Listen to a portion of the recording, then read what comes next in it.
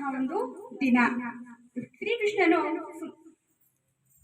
ಶ್ರಾವಣ ಒಂದು ಕೃಷ್ಣ ಪಕ್ಷ ಅಷ್ಟಮಿಯ ದಿನದಂದು ಹುಟ್ಟಿದನು. ಅದಕ್ಕಾಗಿಯೇ ಇವತ್ತಿನ ಒಂದು ದಿನವನ್ನ ಶ್ರೀಕೃಷ್ಣ ಜನ್ಮಾಷ್ಟಮಿಯ ದಿನ ಅಂತ ಆಚರಣೆ ಮಾಡಲಾಗುತ್ತದೆ. ಶ್ರೀಕೃಷ್ಣನು ದೇವಕಿ ವಸುದೇವಿ ರವರ ಮಗನಾಗಿ 8ನೆಯ ಮಗನಾಗಿ ಹುಟ್ಟುತ್ತಾರೆ. ನಂತರ ಈ ಒಂದು ಶ್ರೀಕೃಷ್ಣನನ್ನು ವಿಷ್ಣುವಿನ 8ನೇ ಅವತಾರ ಅಂತಾನೂ ಸಹ ಹೇಳಲಾಗುತ್ತದೆ. ನಂತರ ಈ ಒಂದು ಶ್ರೀಕೃಷ್ಣ ಪರಮಾತ್ಮನು ಈ ಒಂದು ಜನ್ಮಾಷ್ಟಮಿಯ ದಿನವನ್ನು ಹಿಂದೂಗಳ ಪವಿತ್ರವಾದಂತಹ ಹಬ್ಬಗಳಲ್ಲಿ ಒಂದು ಅಂತಾನೂ ಸಹ ಹೇಳ್ತೀವಿ. ಇಂದು ಈ ನಮ್ಮ ಶಾಲೆಯಲ್ಲಿ ಈ ಒಂದು ಶ್ರೀಕೃಷ್ಣ ಜನ್ಮಾಷ್ಟಮಿಯನ್ನು ಆಚರಣೆ ಮಾಡ್ತಾ ಇದ್ದೀವಿ. ಈ ಒಂದು ಕಾರ್ಯಕ್ರಮಕ್ಕೆ ನಮ್ಮ ಶಾಲೆಯ ಅಧ್ಯಕ್ಷರಾದಂತಹ ಶ್ರೀ ಮಧುಮೋಹನ್ ಸರ್ ಅವರು ಆಗಮಿಸಿದ್ದಾರೆ. ಅವರಿಗೆ ತುಂಬು ಹೃದಯದ ಸ್ವಾಗತವನ್ನ ಕೋರ್ತಾ ಇದ್ದೀವಿ. Welcome sir.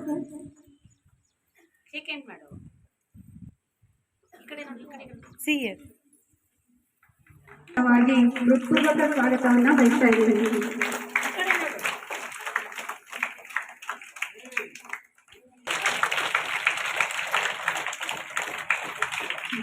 ನನ್ನ ಪರವಾಗಿ ಸ್ವಾಗತವನ್ನ ಬಯಸ್ತಾ ಇದ್ದೀನಿ. ಆಗಿರ್ತಕ್ಕಂತಹ ಎಲ್ಲಾ ನಮ್ಮ ಶಾಲೆಯ ಮಕ್ಕಳೆಲ್ಲರಿಗೂ ಸ್ವಾಗತವನ್ನ ಬಯಸ್ತಾ ಇದ್ದೀನಿ. ಮುಂದಿನ ಒಂದು ಕಾರ್ಯಕ್ರಮ ಪೂಜಾ ಕಾರ್ಯಕ್ರಮ.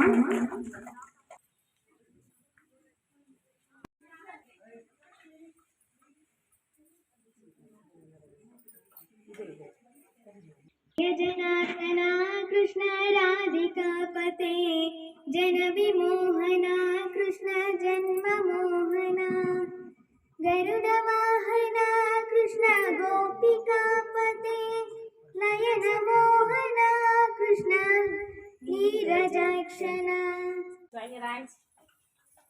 ಧರ್ಮಕ್ಷೇತ್ರ ಹೇಳಿ ಅಷ್ಟೇನಾ?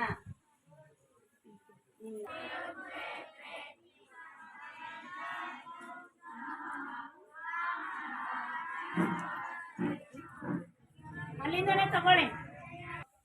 ಮುಂದಿನ ಒಂದು ಕಾರ್ಯಕ್ರಮ ನುಡಿಮುತ್ತುಗಳು. ಶ್ರೀಕೃಷ್ಣ ಜನ್ಮಾಷ್ಟಮಿಯ ಕುರಿತು ನುಡಿಮುತ್ತುಗಳನ್ನ ಹೇಳ್ತಕ್ಕಂತಹ ಎಲ್ಲಾ ಮಕ್ಕಳು ಈ ವೇದಿಕೆಯ ಹತ್ರ ಬರಬೇಕಾಗಿ ವಿನಂತಿ. ಎಲ್ಲರಿಗೂ ಶುಭೋದಯ. ನನ್ನ ಹೆಸರು ಕೀರ್ತನ್. ನಾನು 6ನೇ ತರಗತಿಯಲ್ಲಿ ಓದುತ್ತಿದ್ದೇನೆ. ನಾನು ಇವತ್ತು ನುಡಿಮುತ್ತನ್ನು ಹೇಳುತ್ತಿದ್ದೇನೆ. ಶ್ರೀಕೃಷ್ಣನ ನುಡಿಮುತ್ತನ್ನು ಹೇಳುತ್ತಿದ್ದೇನೆ. ಏನಾದರೂ ಸಿಕ್ಕಿದರೆ ಸಂತೋಷ ಪಡಬೇಡ, ಏಕೆಂದರೆ ಕೊಡುವವನು ತೆಗೆದುಕೊಳ್ಳುವವನು ಒಬ್ಬನೇ ಆಗಿದ್ದಾರೆ.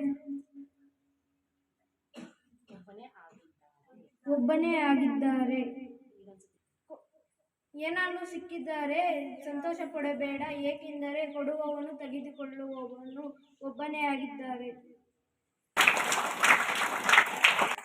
ಬೇರೆ ಯಾವ ಮಕ್ಕಳು ಯಾರು ಕತೆ ಅಂದ್ರೆ ಎಲ್ರಿಗೂ ಇಷ್ಟ ಅಲ್ಲ ಮಕ್ಕಳೇ? ಪ್ರತಿಯೊಬ್ಬರಿಗೂ ಕತೆ ಅಂದ್ರೆ ತುಂಬಾ ಇಷ್ಟ ಅಲ್ವಾ? ಶ್ರೀಕೃಷ್ಣ ಜನ್ಮಾಷ್ಟಮಿಯ ಕುರಿತು ಬಾಲ್ಯದ ಒಂದು ಕಥೆಯನ್ನ ಹೇಳುವುದಕ್ಕೆ ನಾವು ಹೇಳಿದ್ವಿ ನಿಮ್ಗೆ ಅಲ್ವಾ? ಸಾಟರ್ಡೆ ಹೇಳಿದ್ವಲ್ಲ ನಿಮ್ಗೆ ಕಲ್ತ್ಕೊಂಡ್ ಬನ್ನಿ ಅಂತ. ಎಷ್ಟು ಜನ ಈ ಒಂದು ಕಥೆಯನ್ನ ಹೇಳಲಿಕ್ಕೆ ಬರ್ತಾ ಇದ್ದೀರಾ? ನನ್ನ ಹೆಸರು ರಕ್ಷಿತಾ. ನಾನು ಶ್ರೀಕೃಷ್ಣನ ಕಥೆ ಹೇಳುತ್ತಿದ್ದೇನೆ. ಶ್ರೀಕೃಷ್ಣ ಅವರ ಅಪ್ಪ ಹೆಸರು ವಾಸುದೇವ, ಅವರ ತಾಯಿ ಹೆಸರು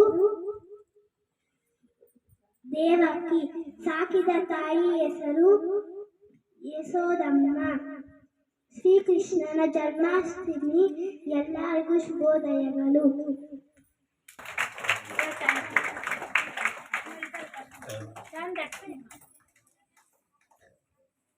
ನೆಕ್ಸ್ಟ್ ಕೀರ್ತನ್ ಅವರಿಂದ ಕತೆ. ಎಲ್ಲರಿಗೂ ಶುಭೋದಯ. ನನ್ನ ಹೆಸರು ಕೀರ್ತನ್. ನಾನು 6ನೇ ತರಗತಿಯಲ್ಲಿ ಓದುತ್ತಿದ್ದೇನೆ. ನಾನು ಕೃಷ್ಣನ ಬಾಲ್ಯ ಕಥೆಯನ್ನು ಹೇಳುತ್ತಿದ್ದೇನೆ. ಒಂದು ದಿನ ಕಂಸ ಕೃಷ್ಣನನ್ನು ಕೊಲ್ಲಲು ಪೂತನಿ ಎಂಬ ರಾಕ್ಷಸಿಯನ್ನು ಕಳಿಸಿದಳು. ಆಗ ಪೂತನಿಯು ಸುಂದರವಾದ ಹುಡುಗಿಯ ವೇಷವನ್ನು ಹಾಕಿಕೊಂಡು ಕೃಷ್ಣನಿಗೆ ಹಾಲು ಕೊಡಲು ಗೋಕುಲಗೆ ಕಳಿಸಿದಳು. ಗೋಕುಲದ ಎಲ್ಲ ಜನರು ನೋಡಿ ಹಬ್ಬ ಎಷ್ಟು ಸುಂದರವಾಗಿದ್ದಾಳೆ ಎಂದು ನಂದರಾಜರ ಮನೆಗೆ ಹೋಗಿ ಯಶೋದೆಯ ಹತ್ರ ಕೃಷ್ಣನಿಗೆ ಹಾಲು ಕುಡಿಸಲು ಕೇಳಿದಳು. ಆಗ ಯಶೋದೆಯು ಒಪ್ಪಿ ಕೃಷ್ಣನಿಗೆ ಹಾಲು ಕುಡಿಸಲು ಕಳಿಸಿದಳು. ಆಗ ಕೃಷ್ಣನಿಗೆ ಹಾಲು ವಿಷ ಕುಡಿಸಿದಾಗ ಕೃಷ್ಣ ರಾಕ್ಷಸಿಯನ್ನು ಕೊಂದನು.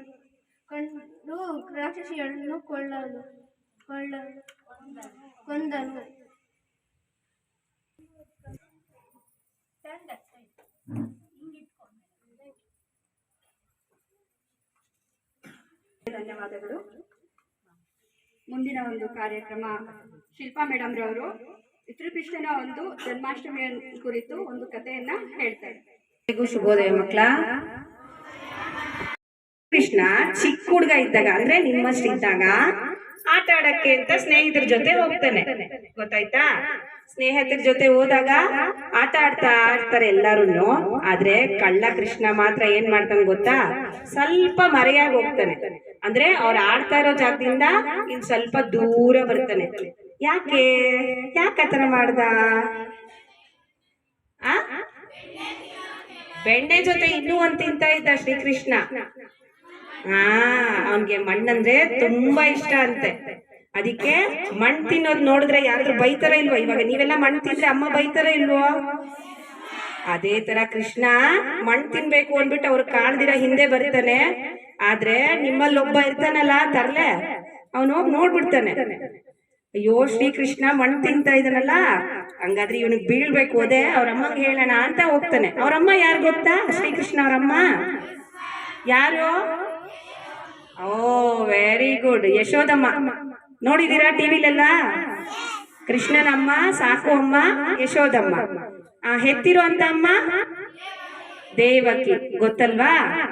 ಹಾಗಾದ್ರೆ ಅಮ್ಮನ ಹತ್ರ ಹೋಗ್ತಾರೆ. ಇವರೆಲ್ಲ ಚಾಡಿ ಹೇಳ್ಬೇಕು ಅಂದ್ರೆ ನಮ್ಮ ಮಕ್ಳಿಗೆ ತುಂಬಾ ಇಷ್ಟ. ಇನ್ನೊಬ್ಬರನ್ನ ಬ್ಲೇಮ್ ಮಾಡ್ಬೇಕಂದ್ರೆ ಬೇಗ ಓಡೋದು. ಮಾಮ್ ಅವನ್ ಹಂಗ್ ಮಾಡ್ದ ಹಿಂಗ್ ಮಾಡ್ದ ಅಂತ ಹೇಳಕ್ ಬರ್ತೀರಾ? ಇಲ್ಲ. ಅದೇ ತರ ಯಶೋದಮ್ಮನ ಹತ್ರ ಹೋಗ್ತಾರೆ. ಯಶೋದಮ್ಮ ಏನೋ ಕೆಲಸ ಮಾಡ್ತಾ ಇರ್ತಾರೆ, ಅವ್ರನ್ನ ಕರೀತಾರೆ. ಅಮ್ಮ ನಿಮ್ ಕೃಷ್ಣ ಏನ್ ಮಾಡಿದಾನ್ ಗೊತ್ತಾ ಅಂತ ಹೇಳೋಷ್ಟರಲ್ಲೇ ಅವ್ರಿಗೆ ಅಯ್ಯೋ ನನ್ ಕೃಷ್ಣ ಏನ್ ಮಾಡಿದಾನೆ, ಏನ್ ತಪ್ಪು ಮಾಡಿದಾನೆ ಅಂತ ಕೇಳ್ತಾರೆ. ಅವಾಗ ಹೇಳ್ತಾರೆ ಮಕ್ಳು, ಅಮ್ಮ ನಾವೆಲ್ಲ ಆಟ ಆಡ್ತಾ ಇದ್ರೆ ಕೃಷ್ಣ ಮಣ್ಣು ಮುಗ್ತಾ ಇದ್ದಾನೆ ಅಂತ ಹೇಳಿದ್ದಾರೆ. ಮಣ್ಣು ತಿಂತಾ ಇದ್ದಾನ ಅಂತ ಹೇಳ್ಬಿಟ್ಟು ಒಂದು ಕೋಲ್ ತಗೊಂಡು, ಅಮ್ಮನ ತಗೋತಾರಲ್ವಾ ನಿಮ್ಗೆ, ಅದೇ ತರ ಒಂದ್ ಕೋಲ್ ತಗೊಂಡು ಓಡೋಡಿ ಹೋಗ್ತಾರೆ ಕೃಷ್ಣನ ಹತ್ರ. ಓಡ್ ಹೋಗಿದ ತಕ್ಷಣ ಅವನ ಕೃಷ್ಣನ್ಗೆ ಭಯ ಆಗೋಯ್ತು. ನಾಟಕ ಮೊದ್ಲೇ ಗೊತ್ತು, ದೇವ್ರಲ್ವಾ ಕೃಷ್ಣ. ಅಮ್ಮ ಇದೇ ತರ ಬರ್ತಾರೆ ಅಂತೆಲ್ಲ ಗೊತ್ತು ದೇವ್ರಿಗೆ. ಆ ಕೃಷ್ಣ ಏನ್ ಮಾಡ್ತಾನೆ, ಕಳ್ ನಾಟಕ ಮಾಡ್ತಾನೆ. ನಿಮ್ ತರಾನೆ ಭಯ ಬೀಳೋ ತರ ಸುಮ್ನೆ ನಾಟಕ ಮಾಡಲ್ವಾ ನೀವು? ಕೋಲ್ ತಗೊಂಡಿದ ತಕ್ಷಣ ಅದೇ ತರ ನಾಟಕ ಮಾಡ್ತಾನೆ. ಮಾಡಿದ್ಮೇಲೆ ಅಮ್ಮ ಎಲ್ಲಿ ಬಾಯ್ ತೆಗಿ, ಬಾಯಲ್ಲಿ ಮಣ್ಣು ತಿಂತಾ ಇದೀಯ ನೀನು ಅಂತ ಕೋಲ್ ತಗೊಳ್ತೀನಿ ಬಡಿತೀನಿ ಅಂತ ಹೇಳೋಷ್ಟ್ರಲ್ಲಿ ಕೃಷ್ಣ ಏನ್ ಮಾಡ್ತಾನೆ, ಅಂತ ಬಾಯ್ ತೆಗಿತಾನೆ. ಬಾಯ್ ತೆಗ್ದಿದ ತಕ್ಷಣ ಇವ್ರಿಗೆ ಆಶ್ಚರ್ಯ ಕಾದಿತ್ತು. ಯಾರಿಗೆ? ಯಶೋದಮ್ಮನ್ಗೆ. ಆ ಬಾಯಲ್ಲಿ ಏನೇನ್ ಕಾಣಿಸ್ತಾ ಇದ್ರು ಅಂದ್ರೆ ಸಪ್ತ ಸಾಗರಗಳು, ಆಕಾಶ, ಚಂದ್ರ, ಸೂರ್ಯ, ನಕ್ಷತ್ರ, ಭೂಮಿ ಎಲ್ಲ ಕಾಣಿಸ್ತಾ ಇತ್ತಂತೆ ಬಾಯಲ್ಲಿ. ಅದ್ ಕಾಣಿಸೋದನ್ನ ನೋಡಿದ್ದೆ ಆಕೆ ಕೋಲನ್ನ ಬಿಸಾಕಿ ಎರಡೂ ಕೈಗಳನ್ನ ನಮಸ್ಕರಿಸ್ತಾ ನಿಂತ್ಕೊಂಡ್ಬಿಡ್ತಾಳೆ. ಯಾಕೆ? ಆಹಾ, ನನ್ನ ಕೈಯಲ್ಲಿರೋ ಮಗು ಇಡೀ ಬ್ರಹ್ಮಾಂಡವನ್ನೇ ತನ್ನ ಹಿಡಿತದಲ್ಲಿ ಇಟ್ಕೊಂಡಿದಾನಲ್ಲ, ಶ್ರೀಕೃಷ್ಣ ಪರಮಾತ್ಮನೇ ನನ್ನ ಹತ್ರ ಬೆಳೀತಾ ಇದಾರಲ್ಲ ಅಂತ ಆಕೆ ಕಣ್ಣೀರ್ ಹಾಕಿ ಖುಷಿ ಪಡ್ತಾ ತಬ್ಕೊಂಡು ಕೃಷ್ಣನ್ನ ಮುದ್ದಿಡ್ತಾಳೆ. ಗೊತ್ತಾಯ್ತಾ? ಕೇಳಿದಿರ ಈ ಕಥೆನ ಯಾವಾಗ್ಲಾದ್ರು? ಭಗವಂತ ಯಾರು? ಶ್ರೀಕೃಷ್ಣನ ಬಾಯಲ್ಲಿ ಎಲ್ಲ ಇಡೀ ಬ್ರಹ್ಮಾಂಡನೇ ಇದೆ. ಅರ್ಥ ಆಯ್ತಾ? ಕತೆ ಅರ್ಥ ಆಯ್ತಾ? ಆ ಶ್ರೀಕೃಷ್ಣ ಹುಟ್ಟಿದಂತ ದಿನಾನೇ ನಾವು ಶ್ರೀಕೃಷ್ಣ ಜನ್ಮಾಷ್ಟಮಿ ಅಂತ ಆಚರಣೆ ಮಾಡ್ತೀವಿ. ಸರಿನಾ? ಕಥೆಯನ್ನು ಹೇಳಿದಂತಹ ಶಿಲ್ಪಾ ಮೇಡಮ್ ಅವರಿಗೆ ಧನ್ಯವಾದಗಳು. ಮುಂದಿನ ಒಂದು ಕಾರ್ಯಕ್ರಮ ನಮ್ಮ ಶಾಲೆಯ ಅಧ್ಯಕ್ಷರಾದಂತಹ ಮಧುಮೋಹನ್ ಸರ್ ಅವರಿಂದ ಶ್ರೀಕೃಷ್ಣ ಜನ್ಮಾಷ್ಟಮಿಯ ಬಗ್ಗೆ ನಾನು ಕುರಿತು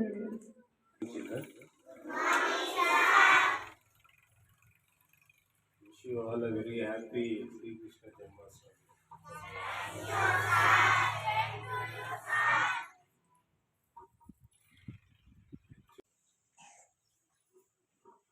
your juniors and Shilpa ma'am and teacher Mehboobi ma'am. They are all explained about the importance of this festival. See, children, only one thing I will tell you. This you keep this entire your lifetime. This word said by the God Sri Krishna. Nothing you can carry. Whatever you will earn, the name, that is the only permanent. Rest of whatever you earn, money and wealth,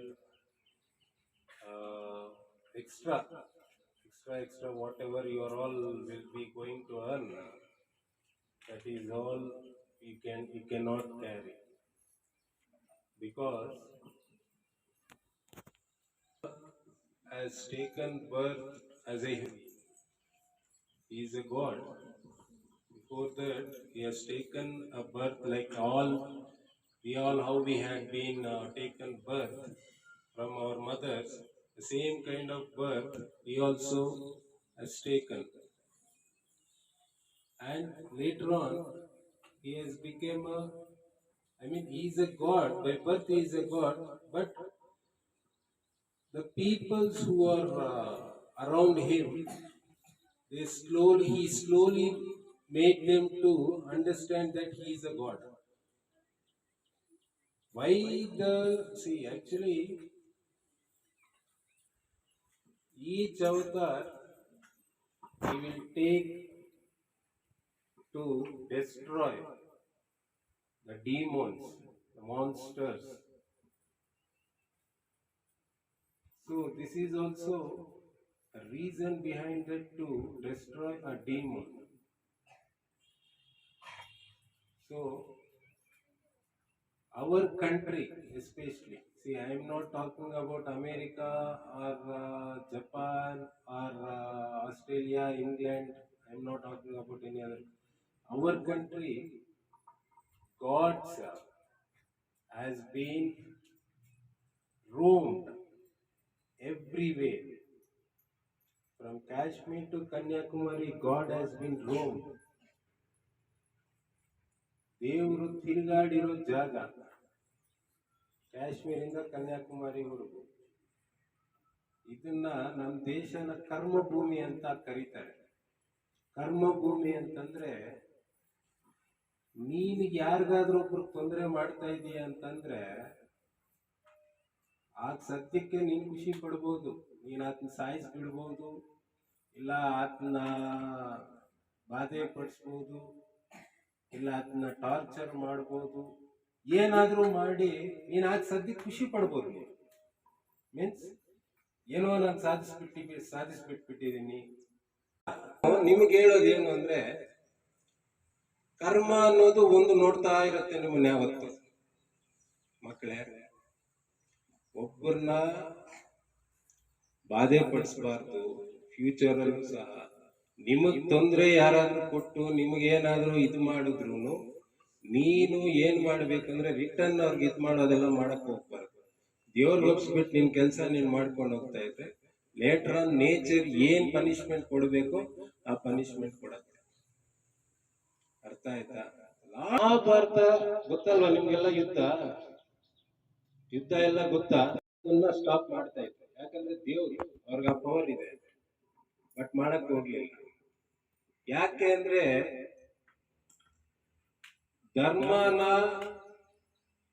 ಅದನ್ನ ಅಧರ್ಮದಿಂದ ಧರ್ಮಗೆ ಹಾನಿ ಉಂಟು ಮಾಡಿದ್ರು. ಅದೆಲ್ಲ in depth ಹೋಗಲ್ಲ, just shut ಆಗಿ ಹೇಳ್ತೀನಿ. ಧರ್ಮನ ಅಧರ್ಮ ಒಂದಾನೊಂದು ಸಮಯದಲ್ಲಿ ಒಂದು ಗೆಲುವನ್ನು ಸಾಧಿಸ್ತು. ಕರ್ಮ ಅಂತ ಈಗ ಹೇಳಿದ್ನಲ್ಲ, ಅದು ಆಗ ಏನ್ ಮಾಡ್ತಾನೆ ದೇವ್ರಲ್ವಾ, ಆ ಅಧರ್ಮ ಮಾಡಿರೋರ್ಗೆ ಒಂದು ಪನಿಷ್ಮೆಂಟ್ ಕೊಡ್ಬೇಕು ಅಂತ ಪನಿಷ್ಮೆಂಟ್ ಕೊಟ್ಬಿಡ್ತಾರೆ ದೇವರು. ಅದಾದ್ಮೇಲೆ ನನ್ನ ಹೆಸರು ಹೇಳಲ್ಲ.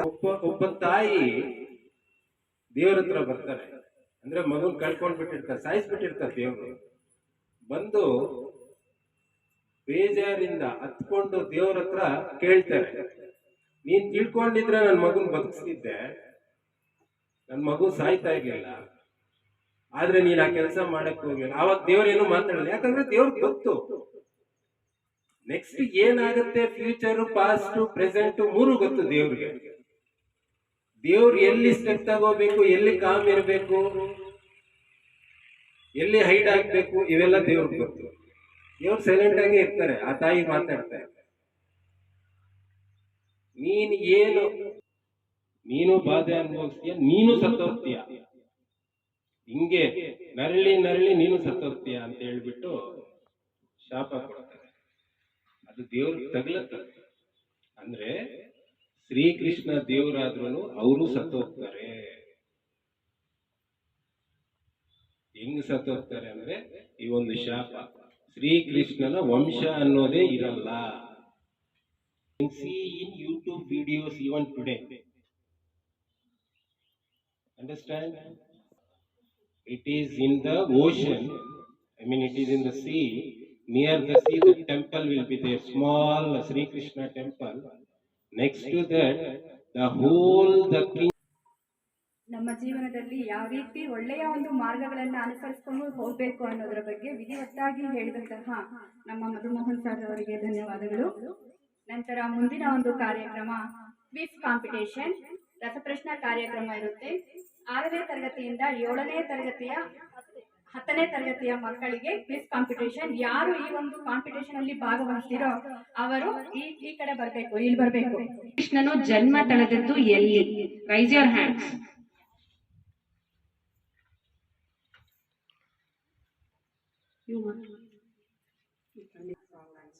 ಕೃಷ್ಣನು ಜನ್ಮ ತಳೆದದ್ದು ಎಲ್ಲಿ? ಸ್ವಲ್ಪ 1-2 ಮಿನಿಟ್ಸ್.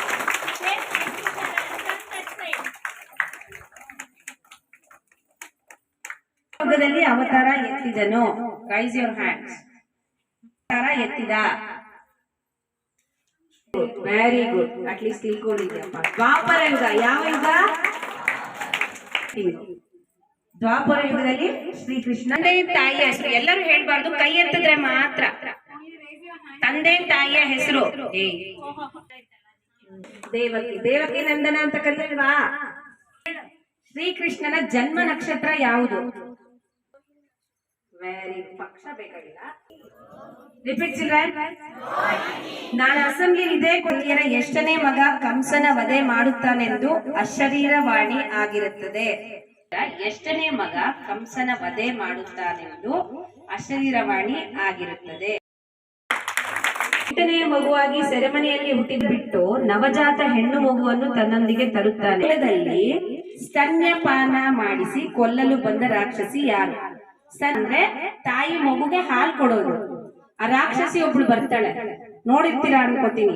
ತಿರುಪತಿಗೆ ಹೋದ್ರೆ ಅಲ್ಲಿ ಹಾಕಿರ್ತಾರೆ TTD ಇದ್ರಲ್ಲಿ ಸ್ಟೋರೀಸ್. ಶ್ರೀಕೃಷ್ಣನಿಗೆ ರಾಖಿ ಕಟ್ಟಿದ್ದು ಯಾರು? Next question. ಶ್ರೀಕೃಷ್ಣ ವಿಷ್ಣುವಿನ ಸ್ವರೂಪ. ಓಕೆನಾ? ಈ ಬೆರಳಿದೆಯಲ್ಲ, ಕಿರುಬೆರಳು, ಏನಂತಾರೆ ಇದನ್ನ? ಬಾಲ್ಯದ ಗೆಳೆಯನ ಹೆಸರೇನು? ಯಾರು? ಹೇಳ್ಬಿಡಿ, ಅದು ಗರುಡ ಆಳ್ವಾರ್.